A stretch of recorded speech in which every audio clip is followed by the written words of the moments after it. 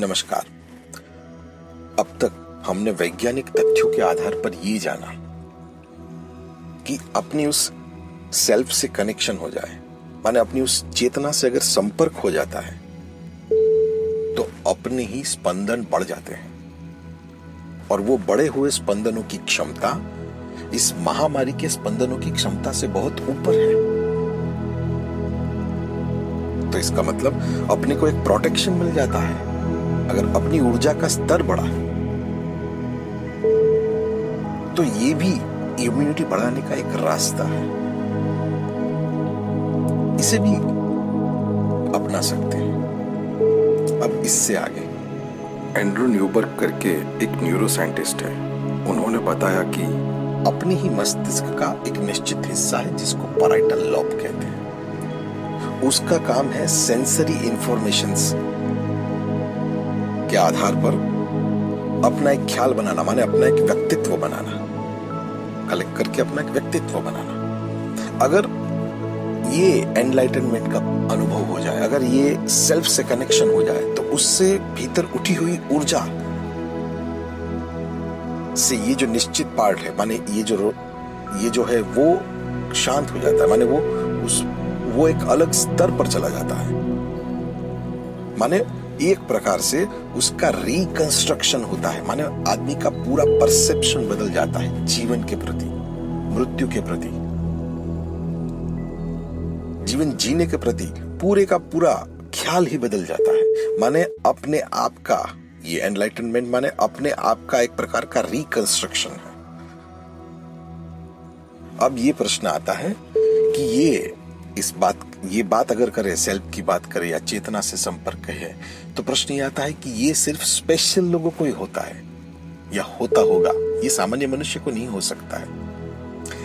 इसका भी जवाब इन्हीं प्रोफेसर ने दिया है। इन्होंने कहा है जितने भी मस्तिष्क है, माने अगर इन्होंने बहुत सारे मस्तिष्क का स्कैन किया है और कहा है कि अगर महात्मा बुद्ध का जो मस्तिष्क होगा या मदर टेरेसा का जो मस्तिष्क था या आज किसी जागरूक पुरुष का जो मस्तिष्क है या फिर कोई सामान्य मनुष्य का मस्तिष्क है, अगर इनको कंपेयर किया जाए तो कंपैरिजन में बहुत माइनर डिफरेंस देखने को मिलेंगे सारे मस्तिष्क में और इनमें। इसका मतलब एक सामान्य मनुष्य में भी ये बदलाव होने की पूरी संभावना है। सामान्य मनुष्य को भी ये हो सकता है। अब प्रश्न ये है कि ये सामान्य मनुष्य को होगा तो माने पता कैसे चलेगा, कैसे होगा? देखिए, हमने ये अनुभव किया है कि कई बार हम कोई एक काम पूरा करने में लगे हुए रहते हैं, दिन निकल जाते हैं, नहीं होता है, महीना निकल जाता है, नहीं होता है, कई बार एक साल निकल जाता है फिर भी नहीं होता है, और एक दिन अचानक से वो काम हो जाता है।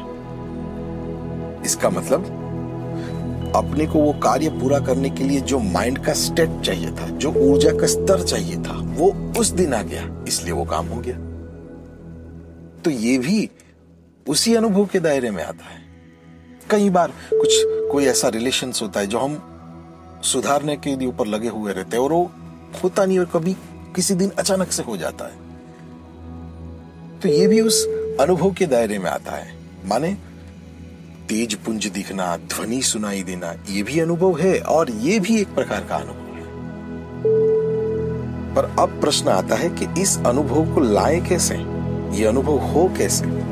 देखिए, अपने भीतर से गहराई से उठा हुआ भाव, एकदम गहराई से उठा हुआ भाव उस चेतना से जुड़ता है, उस चेतना से जुड़ के आता है और एक एनर्जी की सर्किट जैसा बनता है और सीधा ऊपर अपने मस्तिष्क तक पहुंचता है। और जैसे इस प्रोफेसर ने बताया, उस तरह वो मस्तिष्क के डिफरेंट पार्ट्स को इफेक्ट करता है और इस नए अनुभव से, इस नई चेतना मिलने के माध्यम से ये मस्तिष्क भी डिफरेंट तरीके से काम करना शुरू कर देते हैं। अब प्रश्न ये आता है,